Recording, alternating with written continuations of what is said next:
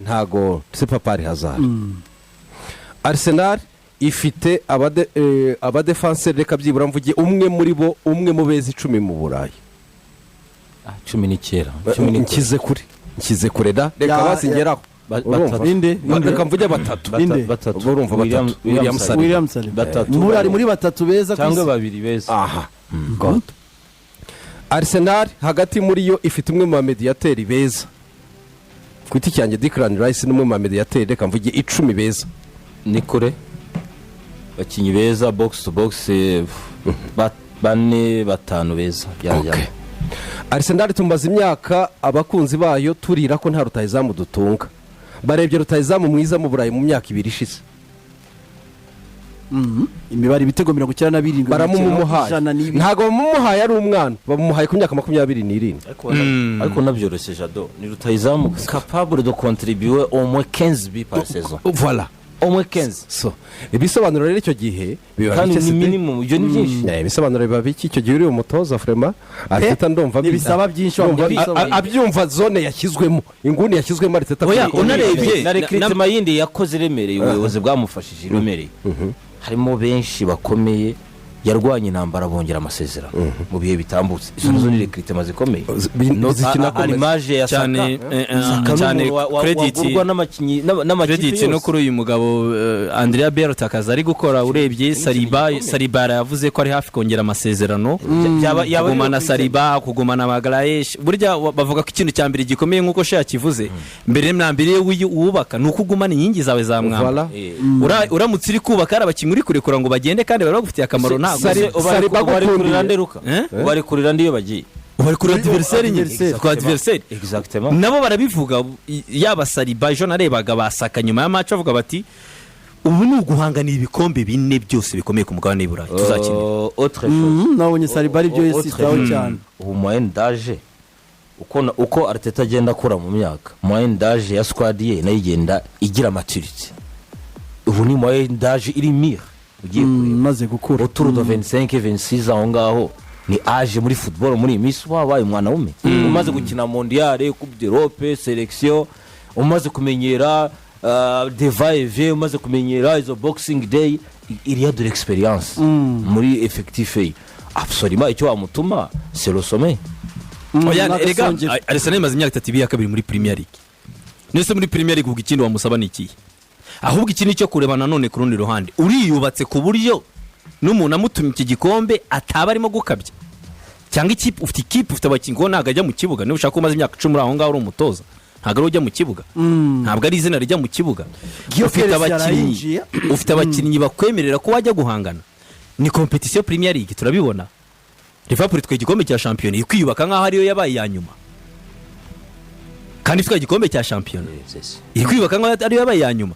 Pep Guardiola ntago twamubonye kenshi agira saison blanche uzimamvu se kugera hejuru ni kimwe ruka ariko kwaguma ni ikindi Pep Guardiola iyi saison nibwo bwa mbere kubatangira gutoza saison nta gikombe kimwe atwaye regarde isoko rye reba isoko arimo riba nawe ku isoko ari kuritwara kuva mu kwezi kwa mbere isoko yagiyeho kuva mu kwezi kwa gatandatu isoko yagiyeho ni hafi 300 kuva mu kwezi kwa mbere amaze gushora nawe yiyubaka. Ubwo rero nuvuga ngo competition byo irahari nta muntu uri mu mwanya wo kumenya ko competition ikomeye muri Premier League kurusha Mikel Arteta very tight. Ahubwo ku bakinyi bamuhaye equipe afite agize n'amahirwe nako byari bisanzwe nabonye n'abafana b'ikipe Arsenal barimo bakeza cyane uyu mugabo witwa Pierre Mertesacker yikuva reka gukina yagiye mu makipe y'abato ya Arsenal niwe yashinzwe yahise ashingwa Academy ya Arsenal ni boss wa Academy and Development ari boss kuba urebye umukinnyi nka Lewis Kelly ni umukinnyi ushobora kugura ku isoko amafaranga menshi. Yego. Umukinnyi nka Ethan Waneri ni umukinnyi ku isoko wagura amafaranga menshi. Yego. Turarimo turareba abandi bakinnyi batoya baza mu makipe muri Premier League nko muri Chelsea amafaranga batangwaho. Ugiye kureba nk'uyu mwana we navuga ko Arsenal yashatse no kumukinisha kara amategeko yo muri Premier League ntaga byemera. Bashatse kumukinisha sezishize Max Dorman. Piego bashatse kumukinisha sezishize baravuga ati ntago umuntu utarakwiza n'imyaka 15 ashaka gukina muri Premier League. Ariko uyu mwana ahangaha aje winjiraga mu kibuga banamona ku mashusho wambaye 56 izi ni nimero zabo zo muri Academy asimbura Saka ntaga nimero zabo zo muri Academy ubundi hejuru ya 70 n'umunani kugera kuri 99 nicyo cyiciro cya Dortmund. iki cyiciro cya Iyi Dortmund nimero ni igihembo bamuhaye mu ntangiriro z'iyi seso. Muri 56 ubundi uyigeramo uri muri U21. afite imyaka 10. uyu musore ntabwo saka ni patro ku mwanya ariko ntabwo saka zicara ngo yicara avuge ngo ni saka gwariye kandi ubu ngubu turi kuvuga gutyo hari Noni Madueke Kenza irakenza Yamini Yamari ntiyari apeni y'imyaka ni imyaka nawe yaje Messi yari Yamini Yamari 16 buryo Yamini uyu mwana ku muntu warebye match hari umushiti wanjye witwa Yves mu Bubiligi nawe ambwiraga ati ntabwo bishoboka uyu mwana ni umwongereza Arsenal yamuguze ndamugara mu myaka 15 nagagurwa ati imyaka 15 Rio Ferdinand niwe muntu wa mbere wamugarutseho mu kwezi kwa 12 abantu basura asigaye nawe afite za podcasting zamuze big energy Rio Ferdinand wavuze ati murabizi ko ndi kuvuga abakinnyi bato uko navuganaga Amine Yamari ba Desire Doué ba Kobe Mainoo muri Yero n'abandi ati ntabwo ari kenshi nkunda gutinda ku bakinnyi batoya kereke yo mubonamo ko ari ikintu kirimo gifatika ariko uyu mwana Max Dortmund ni ikindi kintu kije udashobora kumenya icyari muri football hari poste zishoboka kuri age hari na poste zidashoboka kuri age kuri ya myaka urugero tu ne peux pas avoir Kenza uye muri axe central c'est vraiment difficile kubera iki hari umukinyano mu Rwanda bagafite ahanga ka Salomon hari umukinyano mu Rwanda Jado akirisha aba 16 yigeze gukina hanze aba entraîneur baramubwira ati gerageza uterura ibyuma wongere muscle kubera ko hariya urahura n'ikintu gikomeye ariko izi poste zamababa zasema baba abana bato bakina mu Rwanda barakina jewe Russell Bemol nshobora kuvuga ati ishobora kugwa kuri Mikel Arteta niwe ku giti cye experience yo kujera ino effectif muri bataille zitandukanye à la veille ya Coupe du Monde Jado experience uko nawe mu buzima bwe yatoza ubunararibonye bwe bwo kugira ino squad buri wese akabaje kuba yakina oya bivuge neza azi neza ko mondial igiye kuba imwe mu ndwara za Arteta ni ugutsimbarara ku itsinda ry'abakinnyi bake kubonera umwanya w'abakinnyi Jado bande twishime n'abakinnyi ba international mondial igiye kuba icyo gere kubajera mentalement kubajera physiquement techniquement kubajera muri rusange iyo dressing room ni experience agiye guhura nayo iyo niyo mbona peut-être iremereye ariko buriya je préfère avoir des problèmes de riches uriyo kugira des problèmes y'abasidike uko biri none se ubaye wicaye none utabafite wavuga ngo bizamugora gute kwicara wibaza ngo uyu munsi turarya ibirimo imboga nyinshi ese turye inkoko ese turye ese urumva umeze ikintu uvandi nta n'ikintu ufite cyo kurya match ya mbere yatsinze ari Kigali afite abakinnyi 13 umuntu ufite garderobe irimo imyenda 30 ashaka kugorwa koko no kubura uwo yambara umwe wenda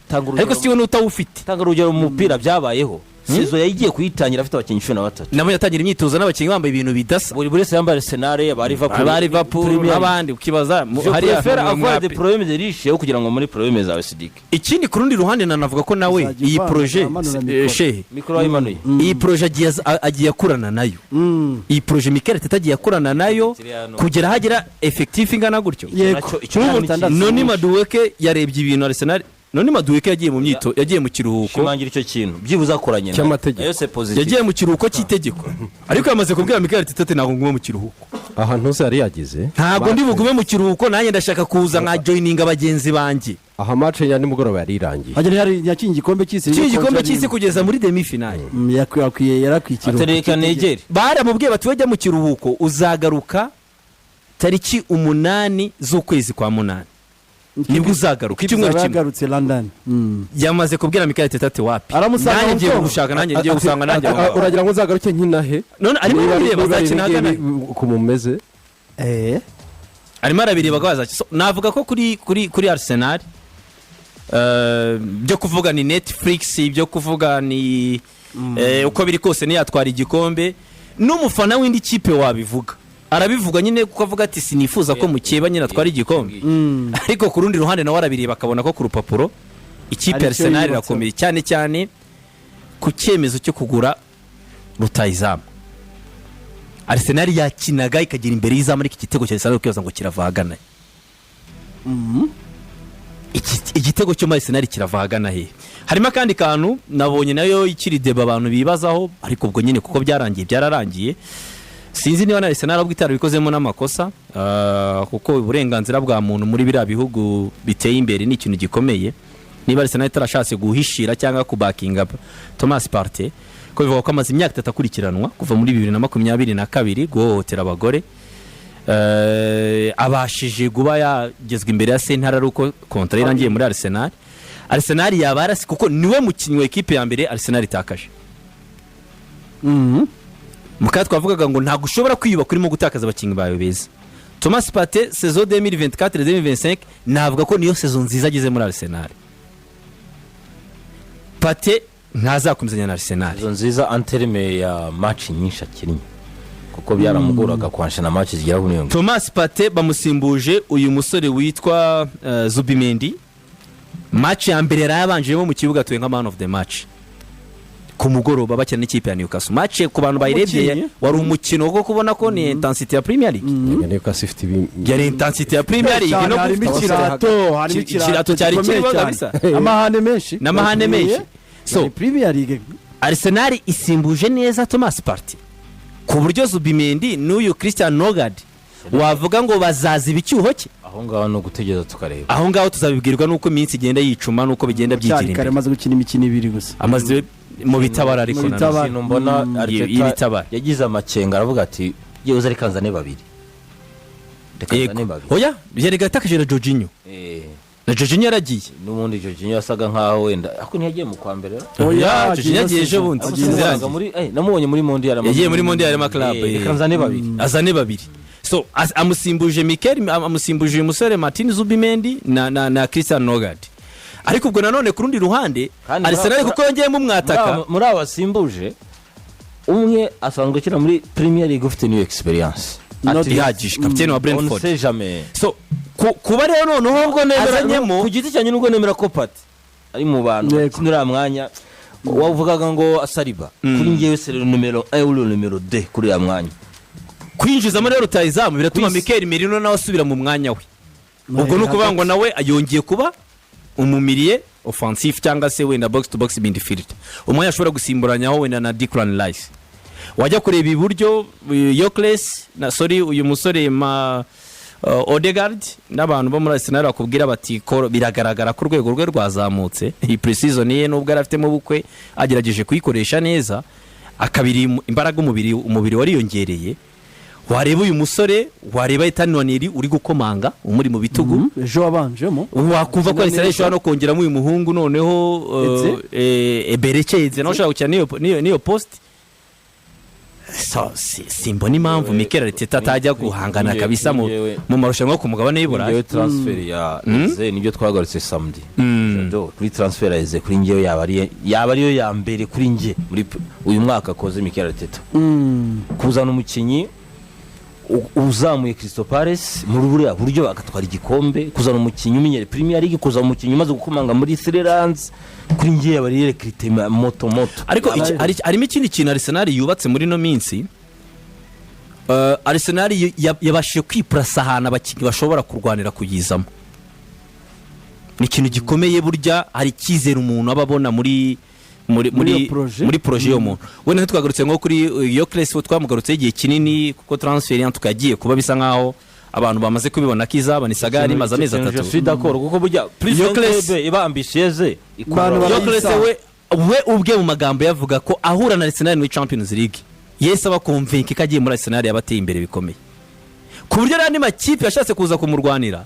We yari clear guhaga message ivuga ngo no United ntabwo ngiye nshaka kuza aho ngaho nshaka kujya ni hariya. United wapi umutoza babanye umutoza agerageje kujya yaramubwira ati United regarde ntabwo yari kujya muri competition n'ikipe irwanira igikombe iri muri Ligue des Champions ku mukinyi ufite 27 yagomba kuba. Icyo ni ikintu gikomeye. Martin Zubimendi sezishize hanze kujya muri Liverpool. Zubimendi umuyidore we avuga yuko ni Xabi Alonso Real Madrid yashatse gukomanga kugira ngo irebe yuko yamubona. Yego Martin Zubimendi aranga aravuga ati ndaza kujya mu ikipe ya Arsenal. Kuba rero umuntu nka Eberekeze ashobora kuba yasunika akakubwira ngo ndashaka kujya muri Arsenal, avuye muri Crystal Palace akina amarushanwa ku mugabane w'Iburayi, na hana ashobora kuguma akabavuga ati ndi umwami abahishije igikombe cya FA. yego kuba wakumva yuko nawe ari gupusa ngo ajye muri iyo kipe ya Arsenal, burya twebwe bya bindi bamuganinga amakuru y'indani ntabwo ubu yarimo, ariko ni ikikwereka ko abantu bafitiye icyizere iyo projet Mikel Arteta na Arsenal bubatse muri ino myaka 5 itambutse. Uyu mwaka bazabasha kurwana barenga ko karongo ku mwanya wa mbere. Icyo nicyo guhanga amaso, nicyo guhanga amaso. Turi kumwe na Lucas rero kubutse yari muri Singapore. Reka tugaruke mu kanya dukomeze, hari n'abafatanyabikorwa babanye namwe, ubwo nabo washimire cyane, ubundi dukomeze za transfer zone nyinshi hirya no hino ku isi.